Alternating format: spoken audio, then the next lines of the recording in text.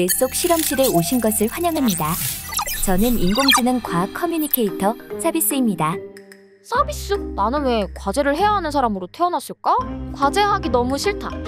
그냥 우주의 먼지가 되고 싶어. 당신은 스스로가 살아있는 인간이라고 생각하시나요? 만약 당신이 느끼는 모든 기억과 감각이 그저 만들어진 전기 신호에 불과하다면 당신은 그걸 깨달을 수 있을까요? 얼핏 들어본 것도 같은데 통 속의 뇌였나? 맞습니다. 그렇다면 통계역학적 관점에서 봤을 때 사실 인류는 통 속의 뇌일 확률이 더 높다는 이론을 들어보셨나요? 아니, 그게 무슨 소리야?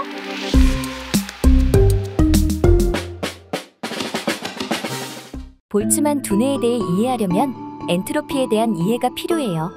엔트로피에 대해서 알고 계신가요? 아니, 처음 들어보는걸? 엔트로피는 흔히 무질서도라고 알려져 있는데요. 열 에너지가 무질서하게 흩어져 있는 정도를 나타낸다고 보시면 됩니다.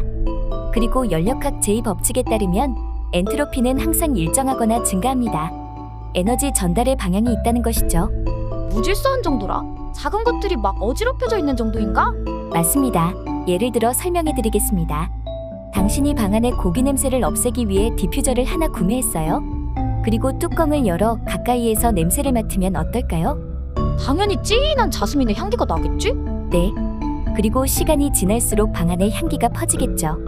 냄새가 퍼진다는 것은 곧 디퓨저의 입자가 무질서하게 퍼져나간다는 것인데요.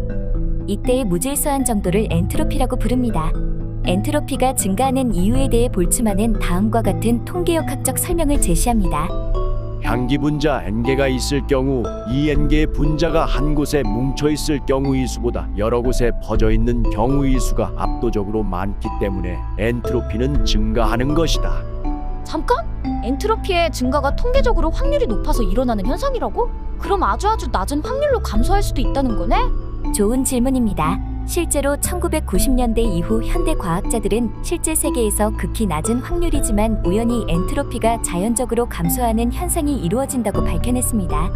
이를 요동정리라고 하는데요. 큐브를 마구 섞었을 때 우연히 모든 면에 색이 맞춰질 수 있듯이 자연계에서 입자들이 무작위하게 움직이다 보면 아주 잠깐 엔트로피가 낮아지는 것처럼 행동할 수도 있다는 것이지요. 즉, 일반적으로 우리가 생각하는 엔트로피의 증가가 이거라면 실제로 엔트로피는 이런 식으로 증가한다는 거예요. 일정하게 올라가기만 하는 게 아니라 중간중간 약간의 요동이 생기면서 올라가는 거구나? 맞아요.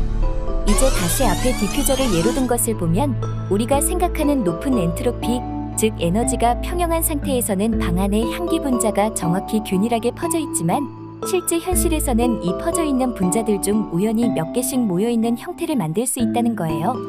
아, 너무 어려워. 그런데 그거랑 아까 말한 병 속 이네가 대체 무슨 상관이야? 저 디퓨저 분자가 퍼진 방안을 우리 우주라고 생각해봐요. 우리 우주는 평균적으로 봤을 때 텅 빈 공간이에요. 아주 차갑고 고요한 상태죠. 즉 향기 분자가 골고루 퍼진 엔트로피가 높은 상태라고 볼 수 있어요. 그런데 우리 우주에는 엔트로피가 아주 낮은 물체들이 드물게 발견됩니다. 그게 바로 뭘까요? 엔트로피가 낮다는 건 에너지를 방출하고 있다는 거겠지? 혹시 별? 네. 이렇게 평균적으로 밀도가 낮고 온도가 낮은 우주에서 별의 존재는 마치 물속에 잉크가 뭉쳐있는 것처럼 확률적으로 아주 낮은 일이에요. 이런 통계역학적 관점에서 볼 때 별과 은하계는 우주라는 거대한 고립계 속에서 엔트로피가 요동하면서 생성된 존재 아닐까요?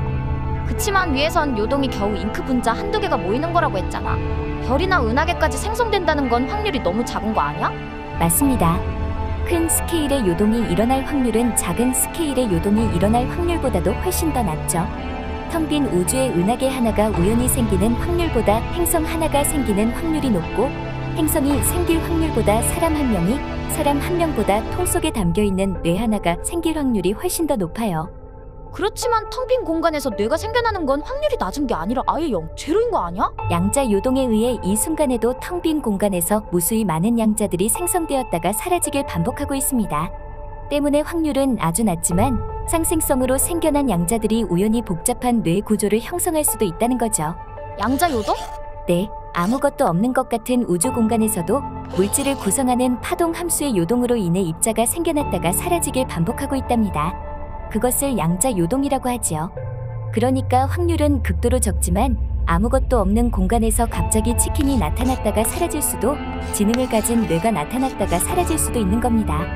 이해됐어. 큰 요동보단 작은 요동이 생길 확률이 훨씬 높다는 말은 곧 우주보다 뇌가 생길 확률이 높다는 거구나. 우주는 큰 요동이고 뇌는 훨씬 작은 요동이니까 우연히 물질이 생성될 순 있는데 치킨이나 뇌라면 몰라도 큰 은하까지 생성되는 건 에바라는 거지? 정확해요. 확률적으로만 봤을 때 훨씬 더 일어날 확률이 높은 현상이라는 거예요. 그렇지만 확률적으로는 낮아도 실제로 은하계들이 생겨난 게 맞잖아? 과연 그럴까요? 당신은 당신이 실제로 육체를 가지고 존재하는 인간이라는 증거가 있나요? 당신이 느끼고 있는 모든 감각이 뇌에서 상상한 자극이 아니라는 증거가 있나요? 우리의 과거 따윈 요동에 의해 만들어진 허상일 뿐이고 태어난 지 얼마 되지도 않았으며 곧 사라질 수도 있다면요? 설마 그건 확률적으로만 봤을 때 일이라며? 사실 이 볼츠만 두뇌는 학자들에게 10년 전쯤 큰 화제가 되어 진지하게 탐구되던 내용인데요. 우리가 알고 있는 모든 사전 지식들, 그러니까 각각 물질들의 상호작용을 제외하고 단순히 통계적으로 해석했다는 점과 우리 우주가 빅뱅으로 인해 탄생되었다는 증거가 많이 밝혀졌다는 점에서 은하계가 엔트로피의 요동에 의해 만들어졌다는 생각은 점점 힘을 잃었답니다. 뭐야? 진지하게 내가 공중에 둥둥 떠다니는 뇌일 뿐인지 고민할 뻔했잖아? 우주의 먼지가 되고 싶다고 말하지 않았나요? 먼지보단 둥둥 떠다니는 뇌가 나을 겁니다. 뭐? 싫어. 그냥 먼지도 떠다니는 뇌도 안 할래. 뇌일 뿐이라도 본인이 느끼는 건 똑같을 텐데 싫다니. 인간은 참 알 수 없는 존재네요. 어찌됐든 이번 주제도 흥미로우셨길 바랍니다. 다음에는 또 다른 흥미롭고 신기한 이야기를 알려드릴게요.